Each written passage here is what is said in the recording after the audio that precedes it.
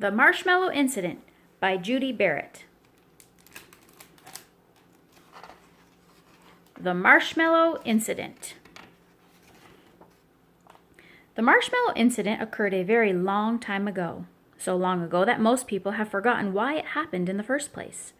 Fortunately, the true story was recorded in a diary that was found in the ruins of an ancient castle, hidden in an old and stale box of marshmallows. The diary tells the story of two neighboring towns, the town of Left and the town of Right.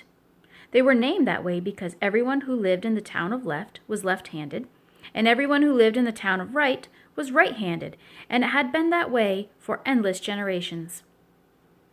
This difference seemed so extreme to the people of Left and Right that they refused to have anything to do with one another. It didn't help that someone had painted a bright yellow dotted line between the two towns. The people didn't know who had done it or why, but they never trespassed on or over that line. Both towns were watched over by the order of the ambidextrous knights of the dotted yellow line, who lived in a castle right smack in the middle of that dotted yellow line, and whose sole mission in life was to make sure that nobody crossed that dotted yellow line. They kept the line neat and clean, repainted it when it started to fade, and guarded it really well.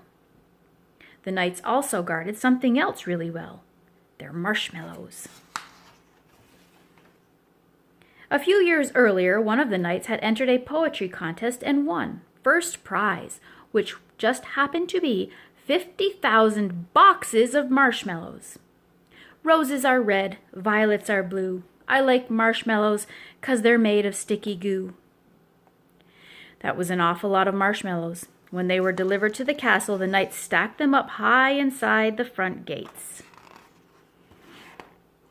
The knights snacked on them, ate them with peanut butter, melted them on baked potatoes, floated them in their hot cocoa, put them on pizza, spun them into fluff, fed them to their horses as special treats, and roasted them. One sunny June day, the town of Right was having its annual picnic, complete with soup and biscuits. Kids were running around and climbing up and down the trees and on top of the stone walls. They were getting very close to that dotted yellow line, so someone went running after them to keep them away from it. Before he knew it, he tripped on a rock, went flying over the line, and landed in the town of Left. He knew there was going to be trouble, and there certainly was.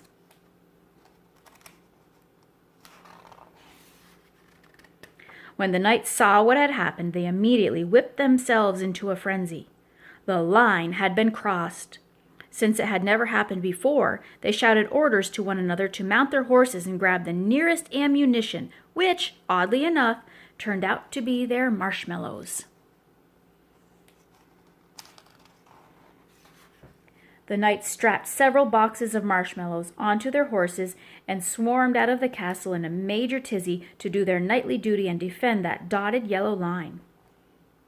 Galloping around, they filled their catapults and fired thousands of marshmallows into the air. Birds caught hold of them in flight, and people ran for shelter.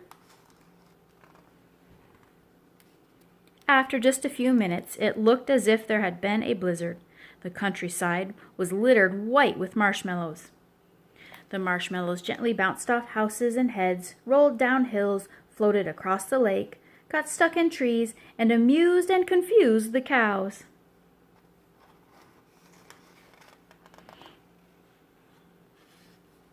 The attack continued until one of the knights realized how silly the whole thing was. He climbed on top of a large pile of marshmallows, raised his hands high in the air, and yelled, "Why do we have this line? It's been here for years and years, but it seems to create problems instead of solving them. Let's wipe it out." "Not so fast," the townspeople shouted back. "This calls for a town meeting of both towns." Later that afternoon, the townspeople met. The knights stood by to keep peace. In the end, no one could come up with a truly sensible reason to keep the line, so they decided they should and would get rid of it.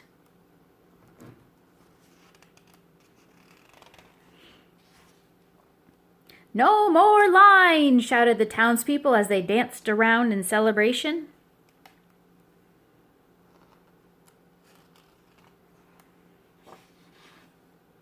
Then, for the first time ever, the townspeople crossed over the line and introduced themselves. They even shook hands and chatted. Everyone had a good time playing with the marshmallows. They made finger puppets out of them and invented games like tic-tac marshmallow and base marshmallow. People painted with them, slept on them, and turned them into sculptures. Someone even built a small version of the pyramids.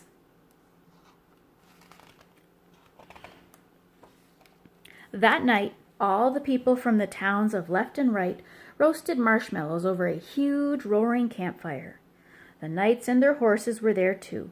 Everyone sat in the circle and sang their favorite songs while munching on the delicious, gooey treats.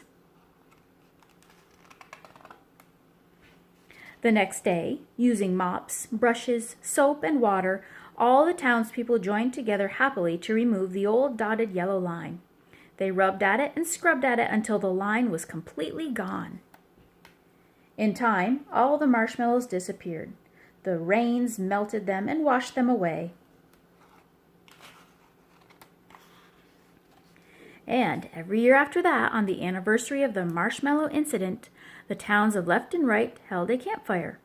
The knights always supplied a sensible number of marshmallows for the townspeople to roast, and everyone continued to live peacefully and sweetly ever after. Good night.